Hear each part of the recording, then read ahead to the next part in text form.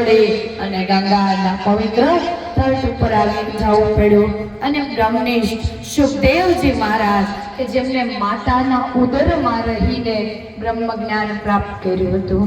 સુખદેવજી મહારાજ છે એમને તો જ્યારે ભિક્ષા યાચના કરવા કોઈના ઘરે જાય ત્યારે ગાય દોવાય ને એટલો સમય જ ઊભા રહે, ત્યાંથી પછી ચાલ્યા જાય, કોઈ સાથે વાત ના કરે, કોઈ સાથે બોલે નહીં, એકદમ પરમહંસ સ્થિતિમાં પોતાના ધ્યાનમાં.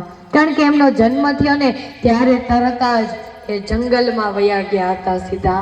તેમની પાછળ વ્યાસજી દોડે છે પુત્રના મોહમાં કે ઉભા રહ્યો એ સુખદેવજી મહારાજ તમે ક્યાં જાઓ છો? પુત્ર ઉભા રહો.